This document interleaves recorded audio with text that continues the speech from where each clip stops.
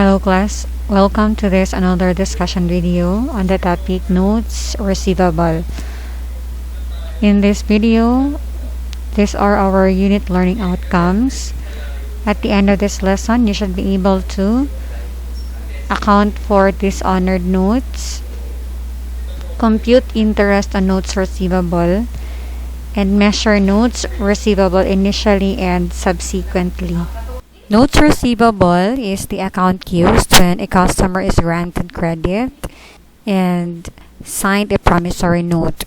So as we know that this is a more formal agreement, this is evidenced by a promissory note, which is a written contract wherein the maker, who happens to be the customer, promises to pay the payee, the entity, a certain amount of money. So in a promissory note, nakasulat doon kung ano yung term, ilang buwan, or how many months will the maker pay the entity. Also stated in the promissory note is the applicable interest charge to that receivable. Since the notes receivable has a specified maturity date, it is expected that the maker can really pay within that specified date, or much better kung makabayad siya before the due date. However, there are really times wherein the maker cannot really pay on time the entity. So if that is the case, kapag merong mga conditions which are stated in the agreement and are not met by the maker. So example niyan ay ang date when the amount owed must be paid. For example, naglapse na siya, then the note is said to be dishonored. So kapag dishonored ang note, class, ang gagawin natin ay dapat i-reclassify natin siya to accounts receivable. Kasi 'di ba ang kibahan lang naman ng accounts receivable tsaka notes receivable is that yung notes receivable meron talagang formal na pinirmahan or agreement yung ating customer tsaka yung entity. So since hindi naman inhonor ng maker by not paying on time ang notes, ang promissory note niya, then wala na siyang pinagkaiba doon sa accounts receivable. So that's why we have to reclassify it as accounts receivable. So to illustrate how do we account for dishonored notes, so we have here a problem.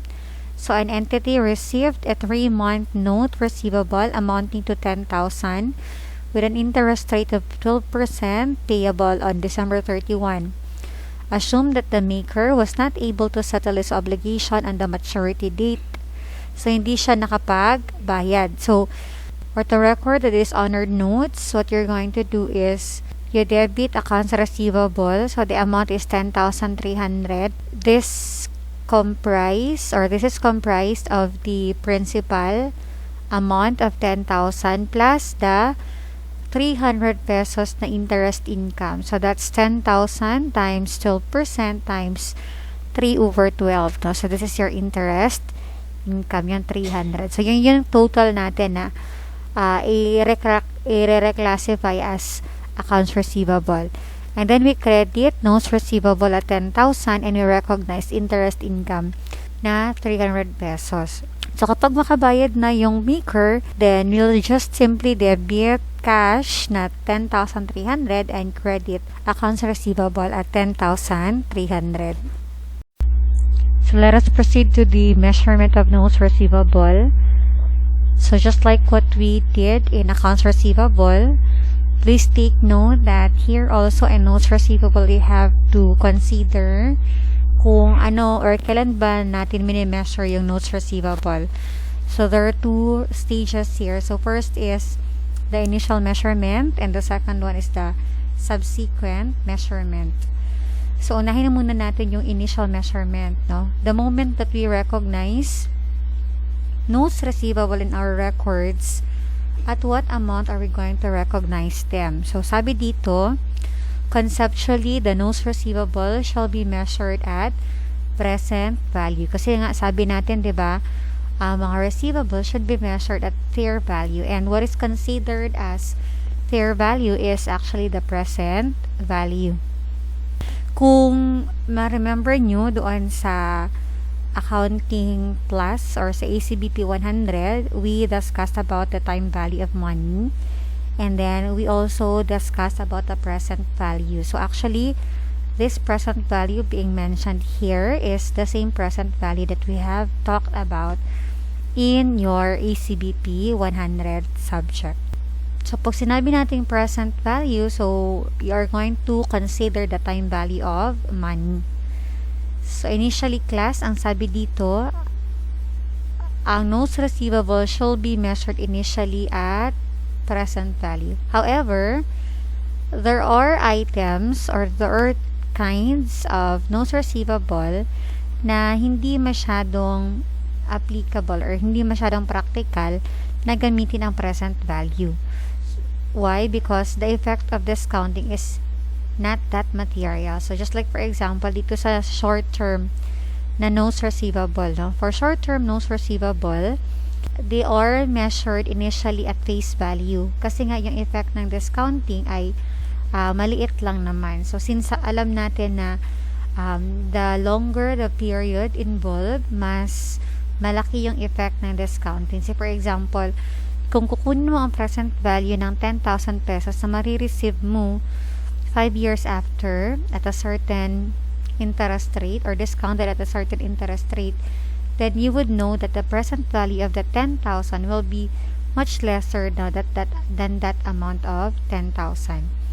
So, since ito naman ay short term lang, so ibig sabihin ang ating maturity date is not more than 1 year.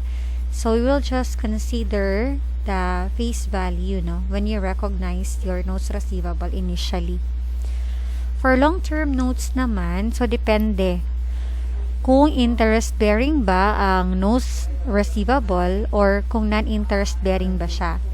So, pag interest-bearing ang long-term na notes, then we still have to consider the face value only. Kapag naman non-interest-bearing ang note or long-term na notes, then that's a time na gagamit tayo ng present value. Kasi sabi dito, ang pag sinabi mo daw non-interest bearing, parang misnomer siya, no? Misnaming siya. We believe that even if this is non-interest bearing, it still has implied interest in it because of the effect ng time value of money. So again, pag initial measurement, kung short term, you use face value. Pag long term naman na interest bearing, you also use face value. Pero kapag non-interest bearing yan, then you have to measure initially the notes receivable at present value. Let us proceed to the subsequent measurement naman ng notes receivable. So for notes receivable, we are going to measure them at amortized cost using effective interest method.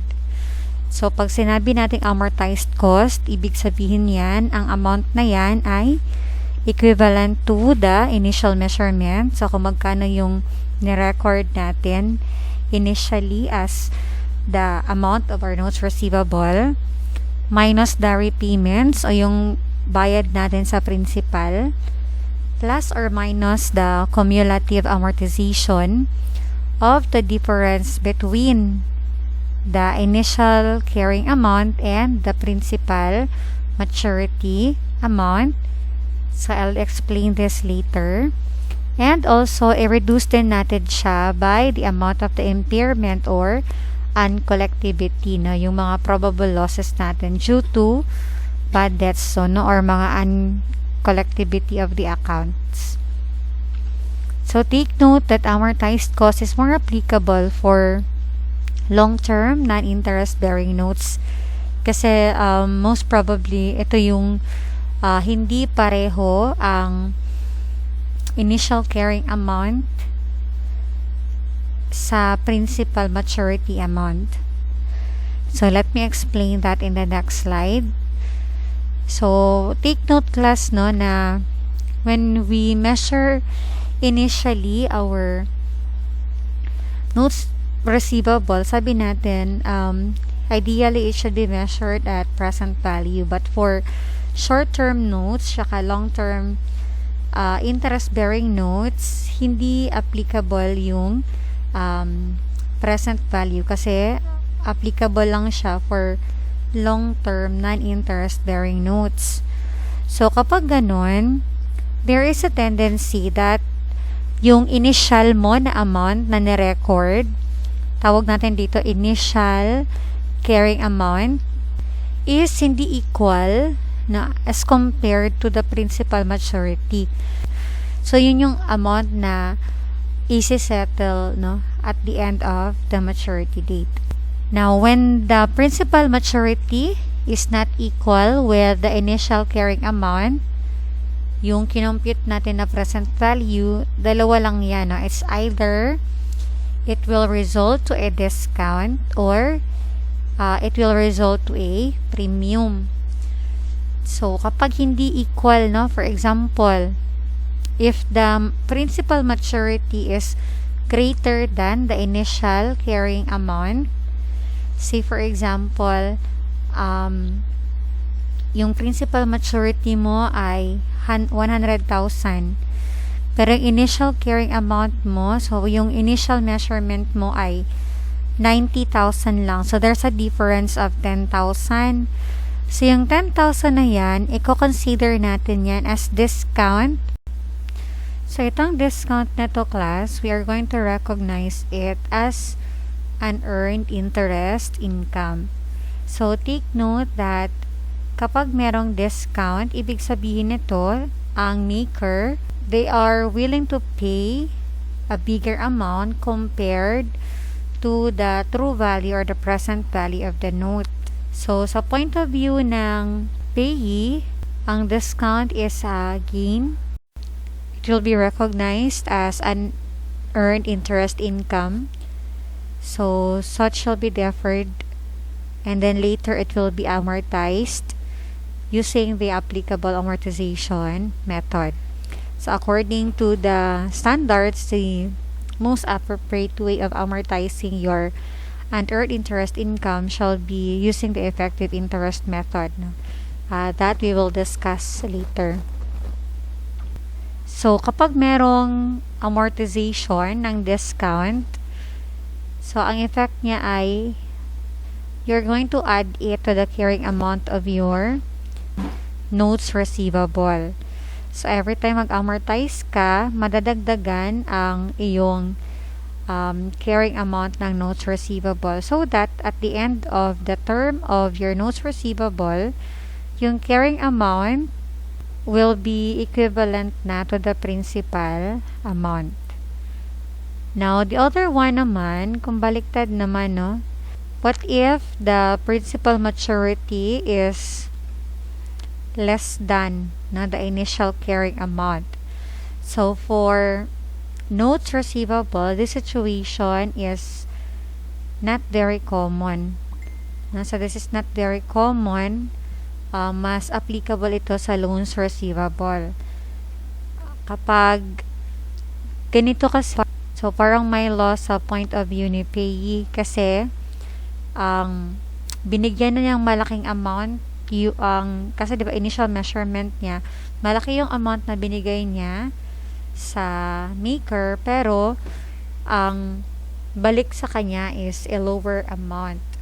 So, again, this is not very applicable for notes receivable. So, mas applicable siya doon sa loans receivable. Kasi sa loans receivable, meron pang mga expenses or mga cost na ma-incur si entity because of the processing of the loans. Pero ang point is, kapag merong premium class, ang effect niya actually ay mare-reduce yung initial carrying amount. Kasi 'di ba, ang objective niya sa amortization is dapat at the end of the accounting period yung initial carrying amount o yung carrying amount ng note receivable ay mag-equal doon sa principal maturity. So, kung ang carrying amount initially ay mas malaki compared dito, so ibig sabihin, every time you amortize, you need to deduct that amount in your carrying amount para at the end of the maturity date nga, magiging equal na siya dito sa principal amount. So, para mas maintindihan natin yung concepts na na-discuss natin, let me share with you these problems here applying the concepts of notes receivable. So, this case is a long-term note which is interest-bearing. So, sabi natin kapag long-term note, tapos meron siyang interest, we are going to measure it at face amount initially. So, we have here an entity owned a tract of land costing 800,000 and then later sold the land for 1 million. The entity received a 3-year note for 1 million plus interest of 12% compounded annually. So the selling price of 1 million is reasonably assumed to be the present value of the note because the note is interest bearing. So therefore, we take the face value of the note as our initial measurement. So to record the sale of the land, this is our entry for the first year. We debit note receivable at 1 million. We credit land at 800,000 and we credit 200,000 for the gain on sale of land. So since our land is cost or has a cost of 800,000, so we assume that that is also the amount na recorded or present. That is also the amount reflected in our records. So meron tayong gain na 200,000. Now at the end of the first year, so if they are following a calendar year, ibig sabihin this is now December 31. Now assuming also that this transaction here, itong sale na to happened also at the beginning of the year. So, January 1 ito, tapos at the end of the year, pagka December 31, mag-accrue tayo ng interest. So, since sabi natin, the note receivable, the term niya ay 3 years, tapos marireceive ang interest plus the principal at the end na of the 3-year period. So, dapat lang na mag-recognize tayo ng accrued interest for the year or for the first year. Since this is compounded annually, so, wala tayong problema pagka first year pa, no? So, our interest income is just computed by multiplying your principal of 1 million times 12%. So, you debit accrued interest in receivable for 120,000 and credit interest income for 120,000. So, pagka second year, so take note again that this is a compounded or this is compounded annually. So, the interest is compounded annually. So, therefore, yung interest natin last year ay mag-a-accrue na rin siya ng interest this year. So, ang kinumputan natin ng interest for the second year is yung 1,120,000 na, which is based on the principal plus the interest last year. So, our interest for the second year amounts to 134,400. If you can still recall in accounting class, this can also be computed using the formula of future value. Say, if we want to get the interest for the second year, you may also use this formula, yung 1 plus I, if you can still recall, raised to the power of n. So, diba, raised to the power of n. So, in this case, n is 2. Tapos, our I is 12%. So, that's our factor.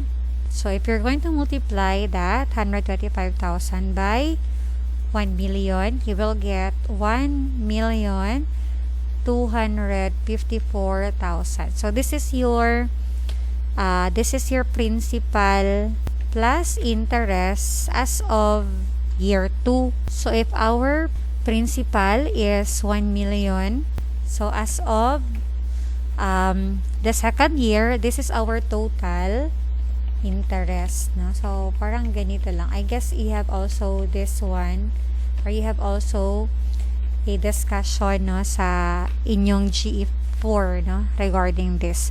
So this is your total interest as of the second year. So if you're going to deduct the amount na atoan ang i-report sa first year, so you will get your interest, no, for the second year. So that's how you compute it, no? Although of course we know that pwede man natin mano-mano lang, pero kung longer na yung period, so it will be better to use the formula, no, para mas mapadali ang ating computation. So you just use the future value na formula. Yan. So this is your interest for the second year. So to record that, you just debit accrued interest receivable for that amount, 134,400. Credit interest income na 134,400. So as of this time, you should know that our notes receivable still has a balance of 1 million, whereas our accrued interest receivable has a total amount of 120,000 plus 134,400, or that is 254,400 as computed. So pagka third year class, you can still compute your interest income using the mano-mano method. So kung gamitin natin yung mano-mano na computation, so this is how you compute it, no? So you have your face value or your principal plus the interest that you have earned for the last 2 years, so a total of 254,400. So the total carrying amount is 1,254,400. So that amount will be multiplied naman by 12% interest, so that you'll get your interest for the third year amounting to 150,528 pesos. But again, you can still use the formula.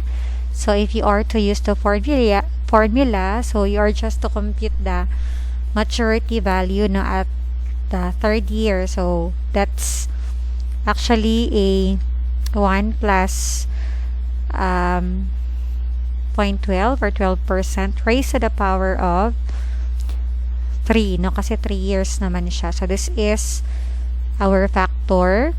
So we'll just multiply this by 1 million. So this is now your total. This is the maturity value as of the third year, no, at the end of the third year. So to get our total interest, we will just deduct that by 1 million. So ito yung ating total interest na for the 3 years na period. Now, if you want to get your interest for the third year, no, yung third year natin na interest, what you have to do is you just deduct this amount by the amounts that you have already recognized previously. So this is your interest for the third year. So the same lang din siya. Okay.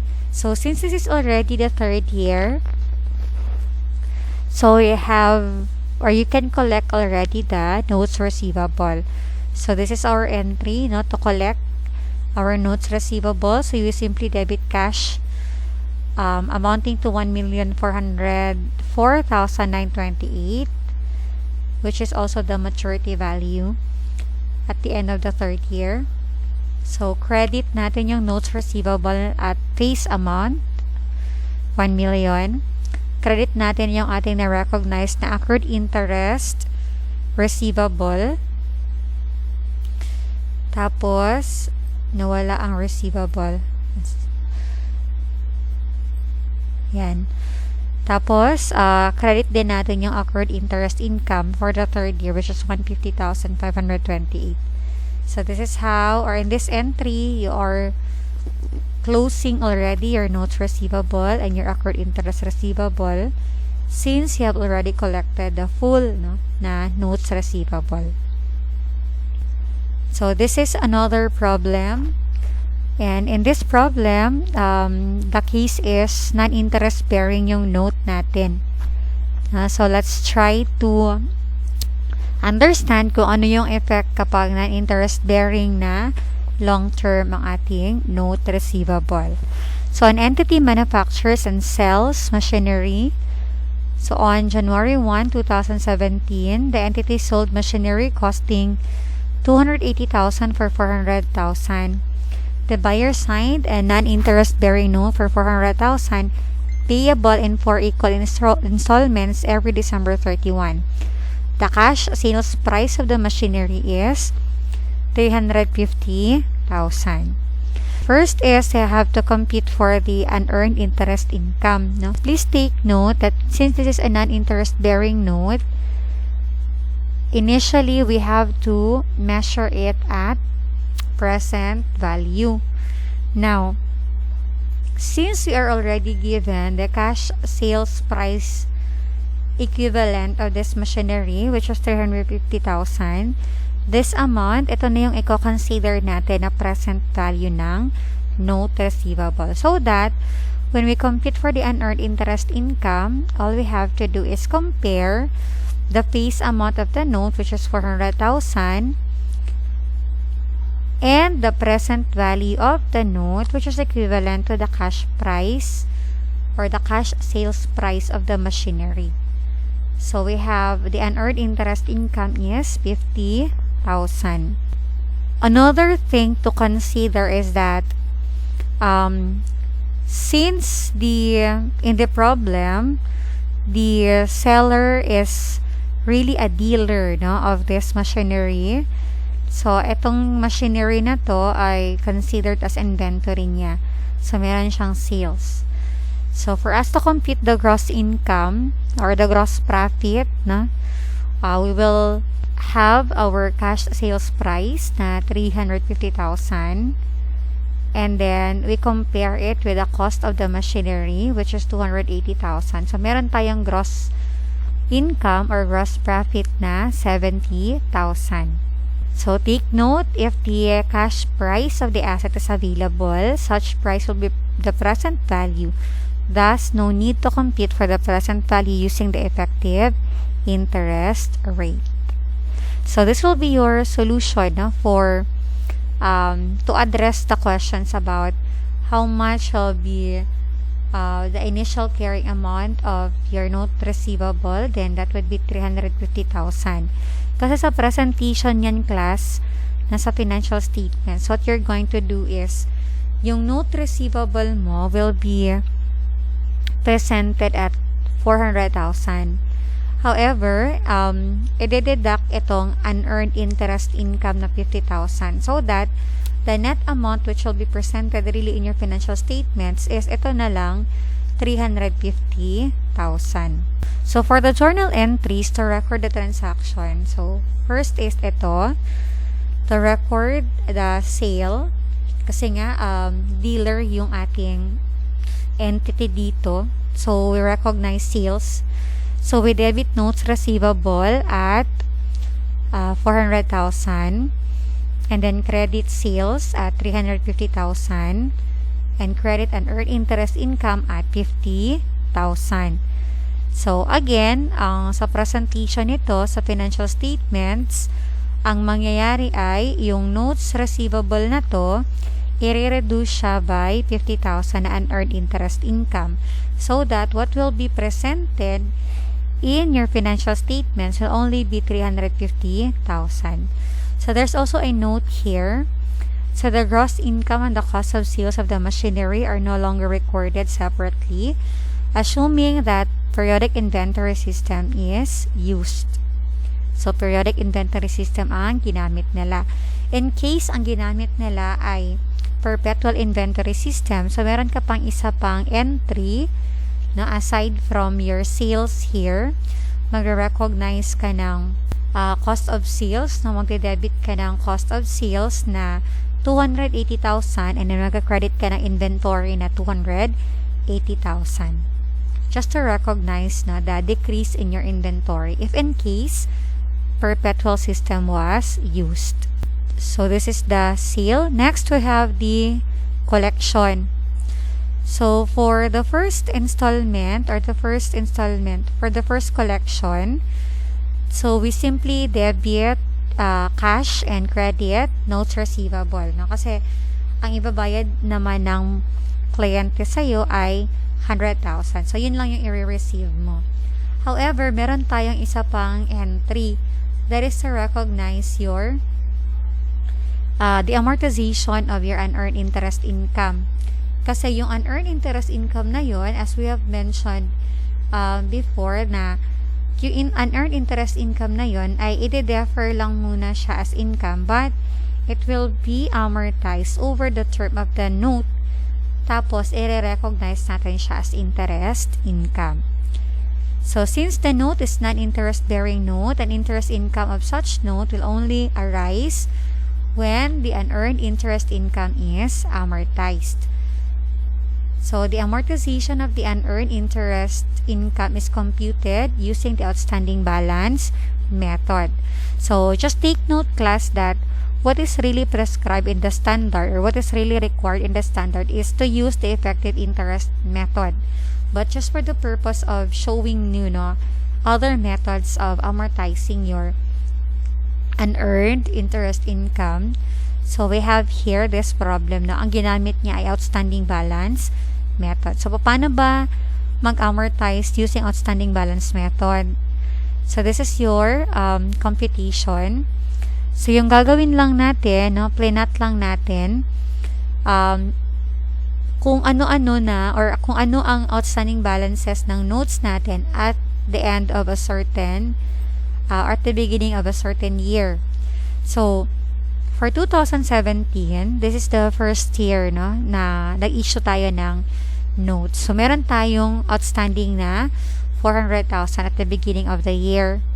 So, pagka next year naman, kasi nagbayad na tayo ng 2017 or binayaran na tayo ng 2017, so magre-reduce na siya by 100,000. So, 300,000 na lang siya.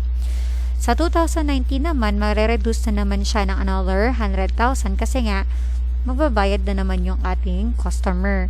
So, hanggang sa 4th year, 100,000 na lang yung matitira. So, para magawa natin yung outstanding balance method na amortization, so what you have to do is you add all of those outstanding balances, and out of this outstanding balances, class, we formulate a fraction.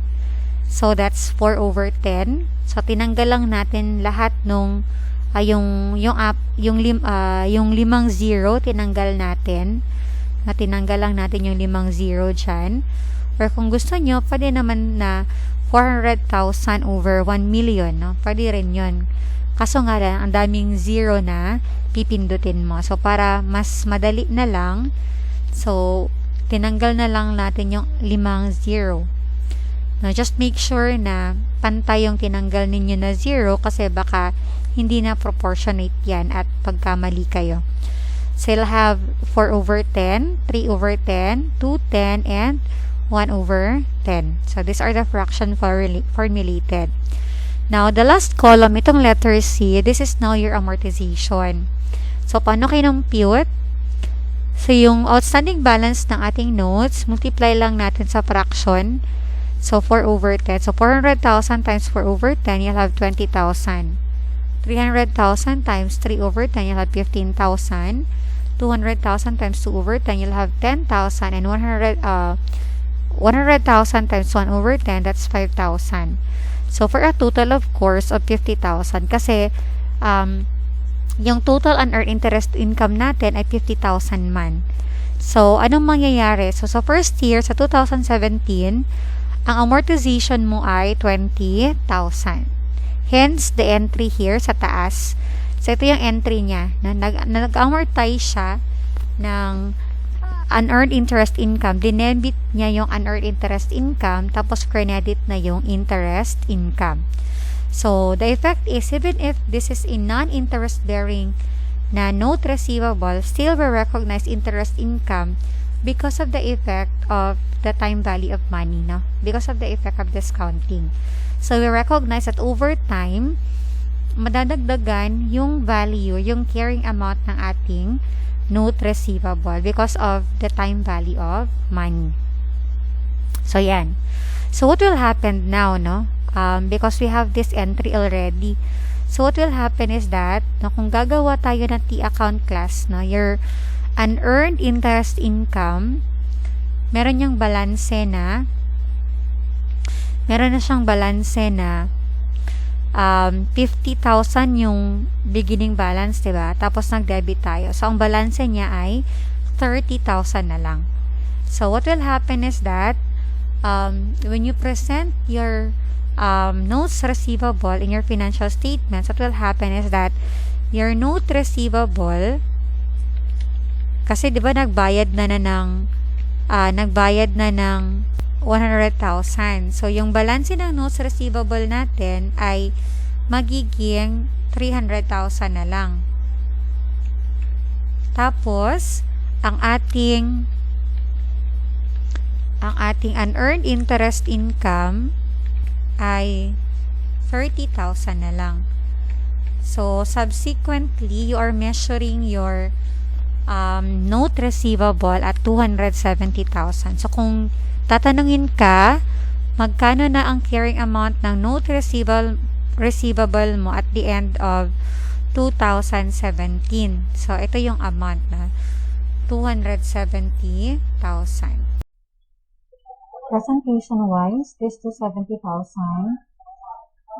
will be presented in your financial statements into current asset and non-current assets. Since this 270,000 here, some of this will be collected in more than 12 months time. Say for example, this 2019 and 2020 na mga amounts, since it will be collected beyond 1 year from the date of the report, then such amounts will be presented as non-current. So only the portion representing amounts to be collected in the next 12 months shall be included in the current portion of the note receivable. So, as a presentation, ito yung magiging itsura na ng pag-present natin sa financial statement. So, your 270,000 will be broken into current and non-current. So, for the current portion, yung amount na makakolekta mo in 2018, so that's the current portion kasi 12 months na lang before mo siya makolekta. So, i-deduct natin yung related na unearned interest income. This is based on the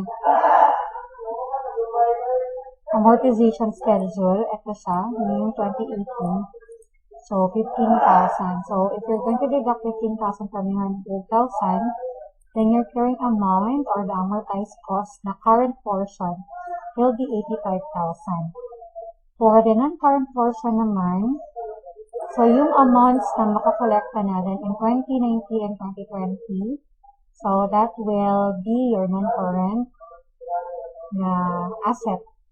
And the related unearned interest income also will be deducted so that that 15,000 is comprised of these amounts here. 10,000 amortization for 2019 and 5,000 amortization for 2020. So for a total of 15,000. So that is for the non-current na portion. So if you're going to deduct 15,000 from 200,000, then we'll have 185,000. So again, yung 270,000 natin ay ipipresent natin sa statement of financial position. 85,000 as current and 185,000 as non-current portion. So that's a total pa rin of 270,000. So that is for the second problem. So let us proceed to the third problem. So itong third problem na to, this is a case wherein the note receivable is non-interest bearing. However, unlike doon sa second na problem, dito hindi tayo binigyan ng cash price equivalent. So, what we have to do here is magko-compute talaga tayo ng present value ng ating note receivable. So, on January 1, 2017, an entity sold an equipment with a cost of $250,000 for $400,000. So, the buyer paid a down payment of $100,000 and signed a non-interest bearing note for $300,000 payable in equal annual installment of $100,000 every December 31. So, the prevailing interest rate for a similar note is 10%. And then the present value of an ordinary annuity of 1 for 3 periods at 10% is 2.4869. So, ito yung given natin na information. So, based on the concept that we have discussed, kapag non-interest bearing na long term, we really have to measure it initially at present value. So, to get the present value, what we have to do is yung ating value factor ay i-multiply natin sa related na amount. So, in this problem class, since the mode of payment is installment, what is applicable is the ordinary annuity of 1. So, if you can still recall again in ECBT 100, in our discussion sa time value of money, diba dalawa yun? Yung present value of 1 and the present value of an ordinary annuity of 1. So, yung present value of 1, that is applicable kapag lump sum, no, one time lang payment. Whereas, kapag installment, ang gagamitin natin na factor ay yung ordinary annuity of 1. So, take it also that ordinary annuity of 1 is applicable only kapag ang installment payment ay uniform. So, just like in this case, ang annual installment niya ay 100,000. So, uniform siya na ibabayad ng kliyente every December 31. So, what we're going to do is just multiply the annual payment, say 100,000, by the present value of an ordinary annuity of 1 at 10% for 3 periods. So, that's 2.4869. So, if you're going to multiply 100,000 by 2.4869, then you'll have 248,690. So, this is now the present value of your note. And this is also the amount that you're going to report in the statement of financial position kung gagawa tayo ng report as of January 1, 2017. So, if magtatanong yung problem, ang question ay, how much is the current amount of the note on January 1, 2017? Then your answer would be 248,640. So, to compute for the unearned interest income, so you just compare the face value of the note or yung sinatawag natin na maturity amount or principal maturity amount. So, that's 300,000. Compare natin siya with your present value ng note na na-compute natin kanina na 248,690. So, the difference is 51,310, our unearned interest income. So, to compute for the gain on the sale of equipment, so, ito the total selling price of the equipment is equivalent to the present value of the note plus your down payment. Kasi ang sabi sa problem, nagbayad na yung amount na 400,000 na selling price ng equipment, binayaran ng buyer with a down payment ng 100,000 and a promissory note na worth 300,000. So, take note, yung 100,000 na yan, hindi na yan siya i-discount kasi nga, na-receive niya agad. So, its value really is 100,000 at that time. yung i-discount lang or yung pupunan mo ng present value, yung notes payable, considering that this 300,000 will be paid to the entity in installment. So, tatlong bayaran ang 300,000. So, therefore, merong effect yung time value of money. So, with that, total sales price ng equipment talaga ay 248,690 plus 100,000. That's 348,690. So, the cost of the equipment as given is 250,000. So, this is a problem. So, your gain on sale of equipment is 98,690. So, this is your computations sa initial measurement. So, to record the transaction, so first you have, record natin yung sale ng equipment. So, debit tayo ng cash, 100,000 for the down payment. Debit, notes receivable for the promissory note to receive worth 300,000. We credit equipment at 150,000. We credit gain on sale of equipment at 98,690. And you credit and earn interest income 51,310 for the difference of the notes receivable and the present value of the note as we have computed previously. So, kung mapapansin nyo, class, in this problem, hindi dealer ang entity, no? So, itong equipment na binenta nila is actually one of their PPE, no? Isa sa mga property ng equipment nila na hindi naman talaga binibenta. So, hindi nila ito inventory. So, that is why our entries will not include sales account, no? But rather, credit talaga natin yung equipment account. Tapos, nag-recognize tayo ng gain on sale for the difference, no? Na-receive natin sa nung cost ng equipment na nabenta natin. So, this is your entry. So, now, pagdating ng December 31, magbabayad na yung maker. So, magde-debit tayo ng cash, magde-credit tayo ng note receivable. So, most probably, this entry here, this is your entry on December 31.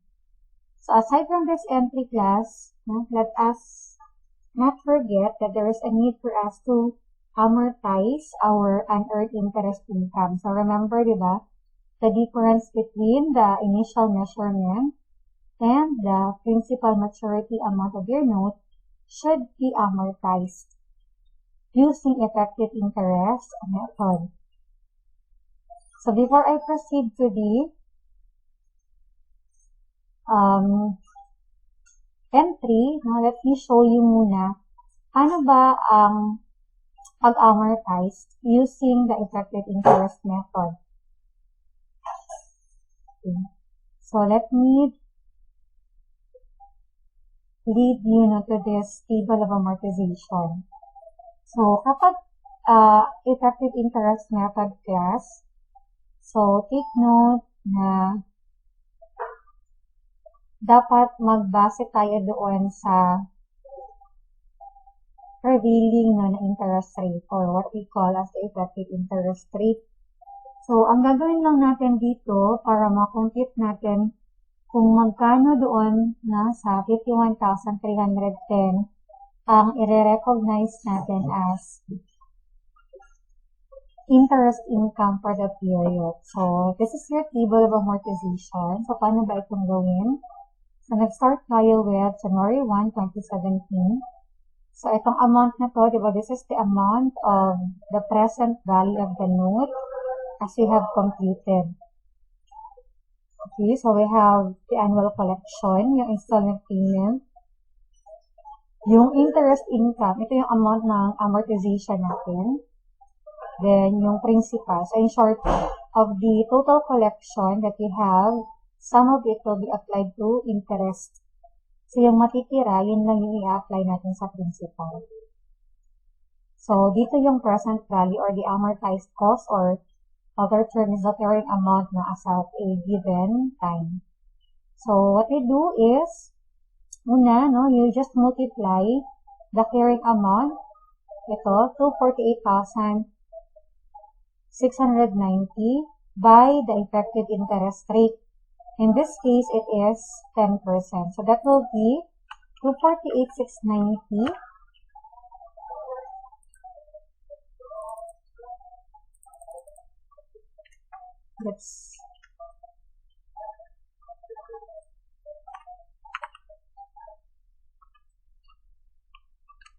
So that is 248,690.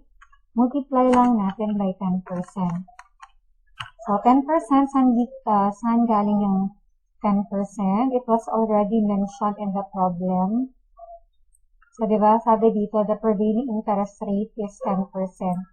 So, gamitin natin yan. So, kung ano yung ginamit pang discount or pag-compute ng ating factor dito, yun din yung ating gagamitin, no, na interest rate.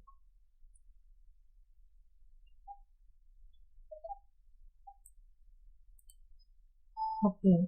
So, yan, no? 248,690 multiply natin by 10%. So, it will give you 24,869. So, itong amount na to. So, this one times the interest rate will give you the interest income of 24,690. So, itong amount na to, itong 24,689 plus, na i-deduct natin siya sa 100,000. So, para makompute natin kung magkano ba yung principal payment. So, kung gagawa natin ito ng label, so say for example, this is A, this is interest income is B, for example, then the principal is C, for example, and this is D. So, yung formula natin para makompute yung interest income is actually your D times your interest rate.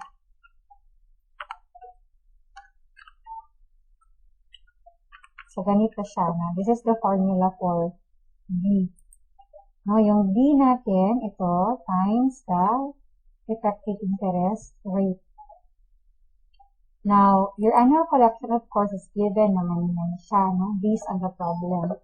Then, your principal, paano ba i-compute itong principal? That is actually your A minus your D. So, itong 100,000, i-reduce natin by 24,689. So, you'll have 75,131. So, now, itong letter D, paano siya kinumpute? It will be D0. So, in short, ito siya, na D0 siya. Tapos, i-deduct natin, minus your C. So, that's 173,559 minus 75,131. So, it will give you, so that is 248,690 minus 75,131. So, you'll have 173,559. So, pagka next year naman, for 2018, ganun din. No, so you'll have 173,559. You multiply it by 10%. It will give you 17,356. So, 17,356, i-deduct natin sa 100,000. It will give you 82,644. So, yung 82,644, i-deduct natin from 173,559. Now, on the third year, or itong last year na to, take note, di ba, this is the last year already. This should have been 2019, ha? Paki-correct na lang. So, ito dapat, 0 ito siya dapat. Kasi, di ba, fully paid na yung notes receivable natin. So, what we're going to do is, dapat, yung ma-apply sa principal ay equivalent na lang nito para ma-zero out na yung carried amount natin.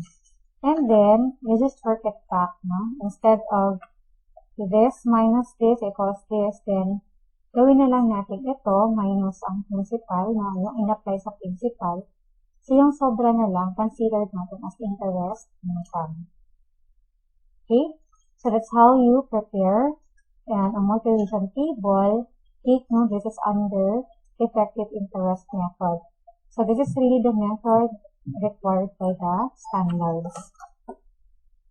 So, going back to the entries, no? So, pag mag-entry na tayo, tapos naman tayo nag-entry sa collection. So, pag nag-entry tayo sa interest income,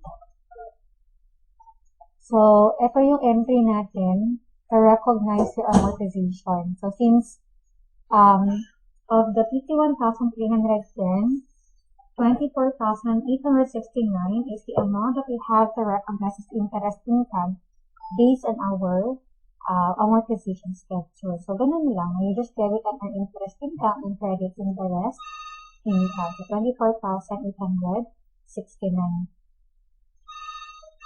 So, this one is just an explanation of how the interest income is being computed, as well as the amount of the carrying amount or the amortized cost is being computed. So, this one I already explained dito sa amortization table. So this is the last problem for note receivable. So this time, the note is non-interest bearing, long term, and will be paid in one-time lump sum payment. So on January 1, 2017, an entity sold an equipment costing 600,000 with an accumulated depreciation of 250,000. The entity received as consideration 100,000 cash and a 400,000 non-interest-bearing note due on January 1, 2020. The prevailing rate of interest for a note of this type is 10%. The present value at 10% for 3 years is 0.7513. Now, to answer this question or to answer this problem, what we have to do is to compute first the present value of the note. So, to compute for the present value of note, take note no, na given na dito yung present value factor, which is 0.7513. So, all we need to do is simply multiply your total face value of the note by the present value factor of 1, which is 0.7513. So, you will have the present value of the note at 300,520. So, ito na yung ating i-report as initial measurement of our note receivable. So, just take note, class, no, na we can also compute for the present value factor, yung 0.7513. So, if you can still recall again, no, the time value of money na ating lesson sa accounting class. So, you can compute the present value of 1, which is applicable for lump sum or one-time payment by using this formula. So, ito yung formula natin. So, 1 plus I raised to the power of negative n. So, substituting the information here, 1 is constant, I is 10%, n is 3 years. So, you'll have 0.751315. So, this is the whole factor. I forgot to mention kanina for the third problem na pwede mo rin ma-compute yung present value factor of an ordinary annuity of 1. So, ito naman siya, applicable siya pag installment, no?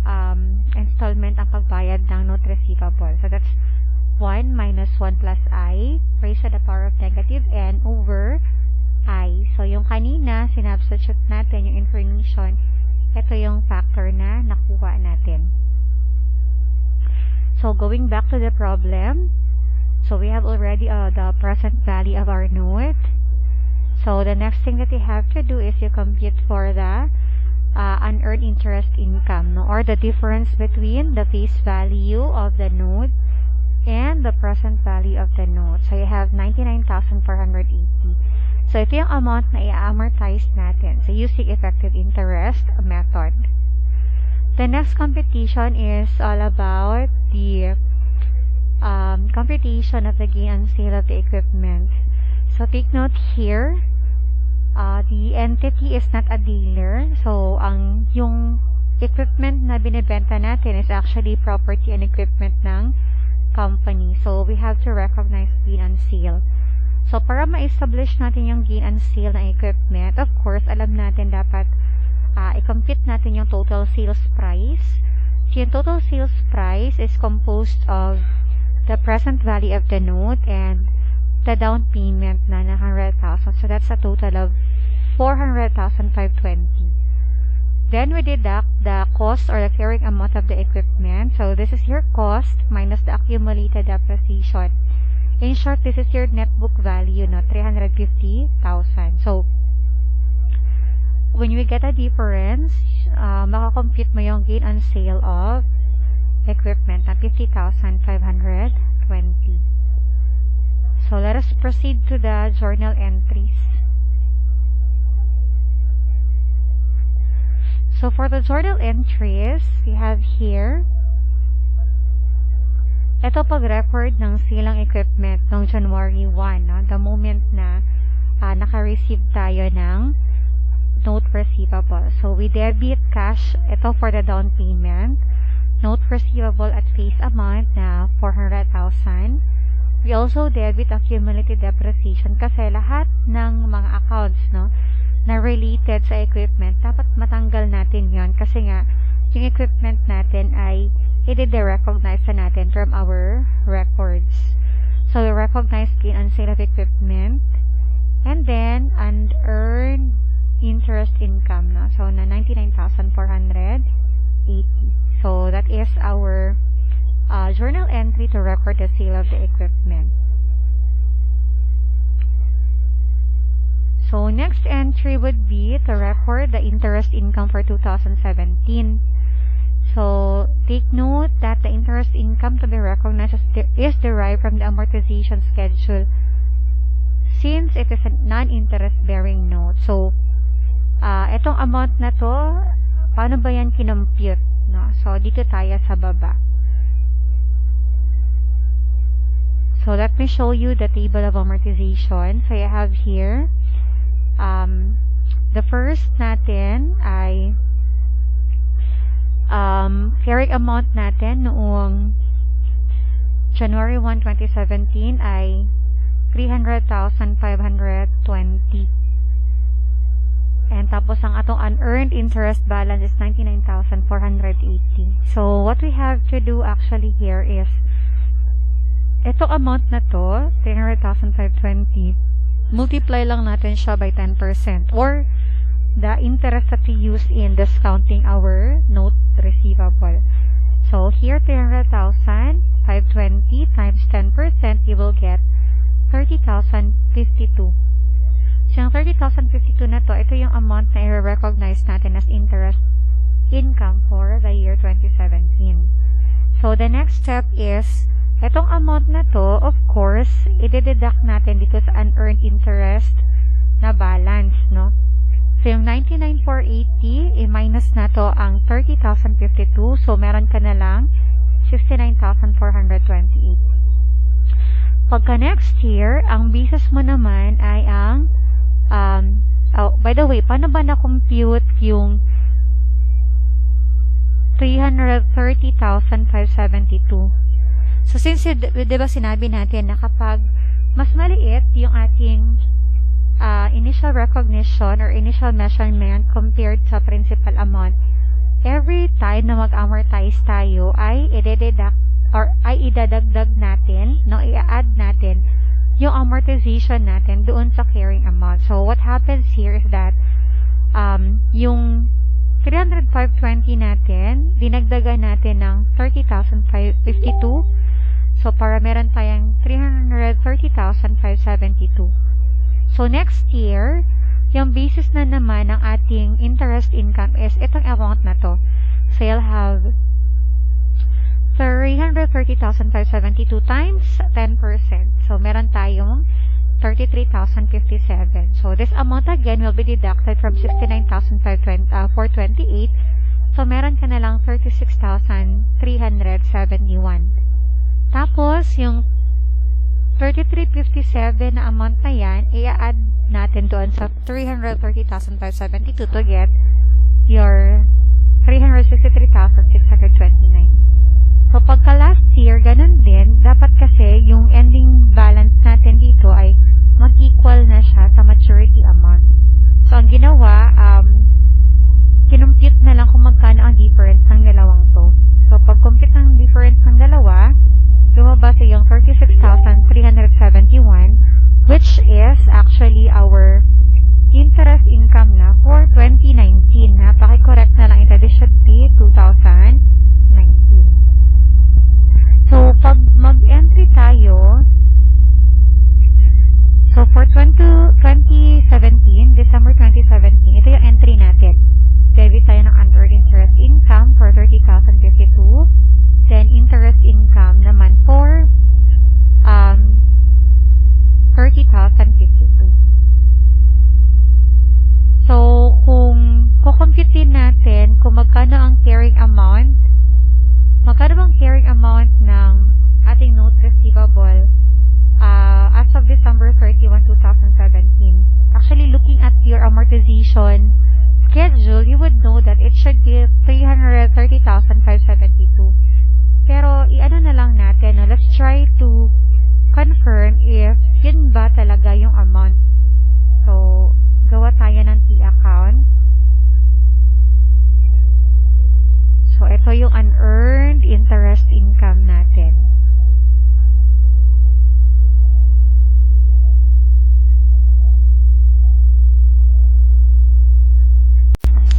So, if we're going to plot the transactions for notes receivable, so ito pa rin yung balance natin at the end of the year kasi wala namang bayad or hindi naman nagbayad yung customer since lump sum nga lump sum yung payment after 3 years na. For the unearned interest income, mag-start tayo with 99,480. So, since you already amortized 30,052, so yung balance na lang ng unearned interest income natin ay 69,428. So, kung mag-question na magkano yung carrying amount, so your note receivable of 400,000 minus the unearned interest income of 69,428. So you have 30,572, which is just equivalent to what is computed based on our amortization schedule. So, pareha lang sila ng balanse. Ano ba, presentation-wise, paano ba natin i-present itong 330,572? So, since this is due pa in January 1, 2020, so that is still more than 1 year. So, itong amount na to ay mapapresent natin as non-current asset. So, this is the end of the presentation. I hope you learned something today. Thank you for your patience in watching this video. Bye, class!